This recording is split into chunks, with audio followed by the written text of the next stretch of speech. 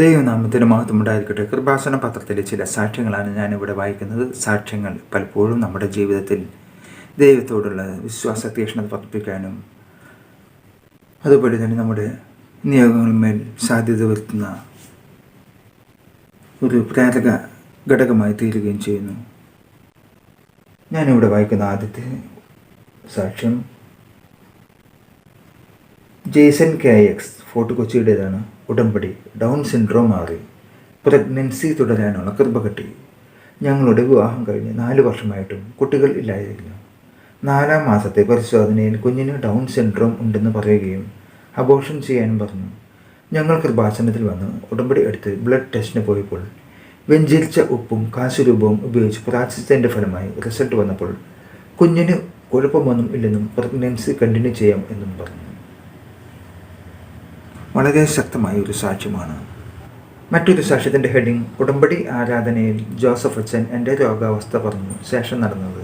Shalini L, കീഴ്ച്ചേരി, Vilakam, Puthenveedu, Kottakkal. എനിക്ക് allopathy, ആയുർവേദം, homeo എല്ലാ മരുന്നുകളും അലർജി ആയിരുന്നു. ടെസ്റ്റ് ചെയ്തപ്പോൾ അലർജി കൂടുതലാണെന്ന് കണ്ടു.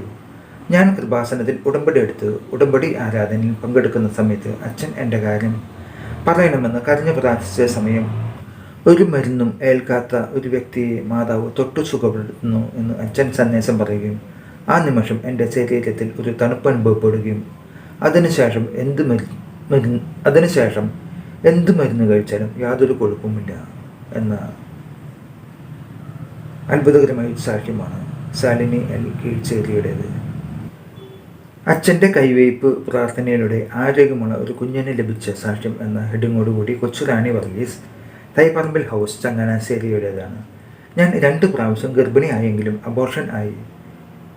വീണ്ടും ഗർഭിണിയായപ്പോൾ ഞങ്ങൾ കൃപാസനത്തിൽ വന്ന് ഉടമ്പടി എടുത്ത് ബഹുമാനപ്പെട്ട ജോസഫ് അച്ഛനെ കണ്ടു. അച്ഛൻ എനിക്കും കുഞ്ഞിന് വേണ്ടി പ്രാർത്ഥിക്കുകയും ഞങ്ങൾ സാക്ഷ്യം പറയണമെന്ന് നേരുകയും ചെയ്തതിൻ്റെ ഫലമായി ആരോഗ്യമുള്ള ഒരു പെൺകുഞ്ഞിനെ നൽകി പരിശുദ്ധ അമ്മ അനുഗ്രഹിച്ചു. ബിന്ദു സാലിച്ചൻ, ഓളക്കൽ ഹൗസ്, രാമങ്കരി, ആലപ്പുഴയുടേതാണ്. ബഹുമാനപ്പെട്ട ജോസഫ് അച്ഛൻ്റെ കൈവയ്പ് പ്രാർത്ഥനയിലൂടെ നട്ടെല്ല് തകർന്ന വ്യക്തിക്ക് പൂർണ്ണ സൗഖ്യം എന്ന ഹെഡിങ്ങോടുകൂടി എൻ്റെ ഭർത്താവിന് ഒരു ആക്സിഡൻറ്റ് വന്ന് നട്ടെല്ലിന് ഫ്രാക്ചർ ആയി.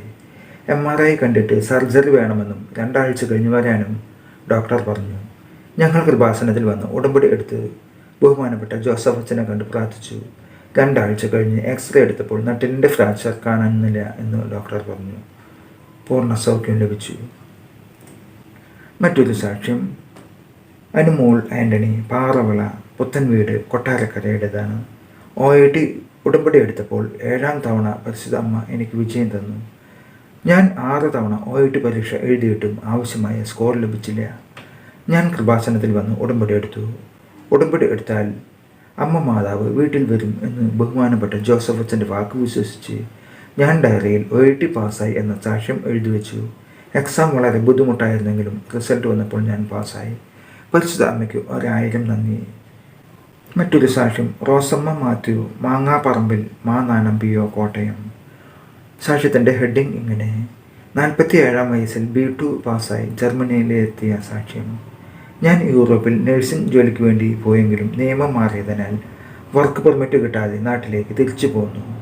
കടബാധ്യതകൾ മൂലം വളരെയധികം ബുദ്ധിമുട്ട് അനുഭവിച്ചിരുന്ന സമയത്ത് എൻ്റെ അമ്മ കൃപാസനത്തിൽ വന്ന് ഉടമ്പടി എടുത്ത് ബഹുമാനപ്പെട്ട ജോസഫ് അച്ഛനെ കണ്ടപ്പോൾ അച്ഛൻ പ്രാർത്ഥിച്ചിട്ട് 2021 ഡിസംബർ 31-നകം ജർമ്മനിയിൽ എത്തുമെന്ന് പറഞ്ഞു. 47 വയസ്സുള്ള എനിക്ക് അത്ഭുതകരമായി ജർമ്മൻ B2 എക്സാം പാസ്സാകുന്നതിനും 2021 ഡിസംബർ 11-ന് ജർമ്മനിയിൽ ജോലിയിൽ പ്രവേശിക്കാനും സാധിച്ചു.